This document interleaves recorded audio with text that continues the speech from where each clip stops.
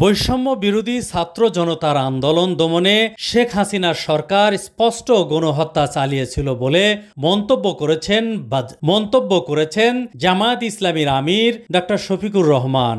তিনি বলেছেন, এ গণহত্যায় জড়িত ব্যক্তিদের ক্ষমা করার অধিকার কারণেই।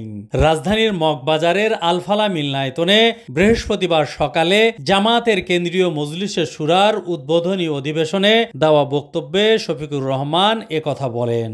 এর আগে মঙ্গলবার এক অনুষ্ঠানে জামায়াতের আমির দেশে হিংসার ও প্রতিশোধের রাজনীতির অবসান চেয়ে বলেছিলেন, দল হিসাবে আমাদের উপর যা করা হয়েছে আমরা আল্লাহর ওয়াস্তে ক্ষমা করে দিলাম।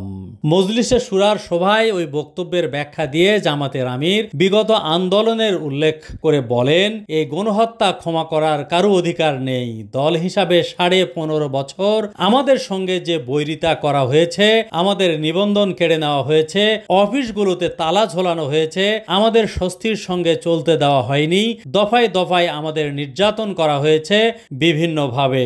শেষ পর্যন্ত দিশেহারা সরকার শেষ মুহূর্তে আমাদের নিষিদ্ধ ঘোষণা করে তাদের কলিজা ঠান্ডা করেছে। আমরা বলেছি প্রতিশোধ নেব না।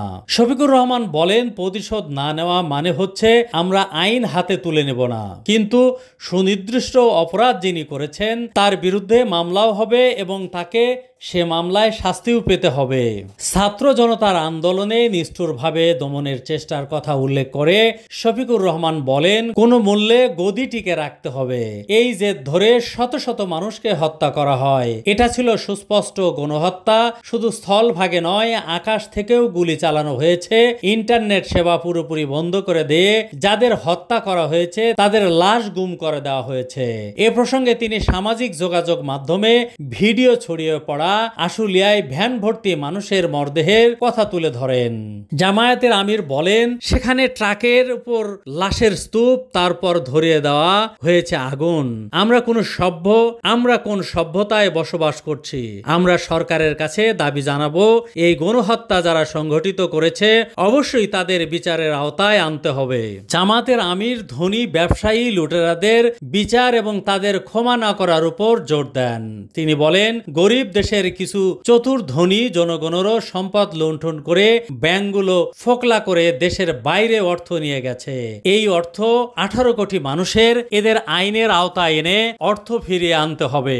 এদের কোনোভাবেই ক্ষমা করা যায় না। বক্তব্যের শুরুতে জামাতের আমির 71-এর মানবতা বিরোধী অপরাধে দলের 5 জন শীর্ষ নেতাকে মিথ্যা তথ্য ও সাজানো আদালতে রায়ে ফাঁসি দেওয়া হয়েছে বলে অভিযোগ করেন। ওই 5 জন সহ 11 জনের মৃত্যুদণ্ডে দণ্ডিত ও প্রয়াত নেতাদের তিনি স্মরণ করেন।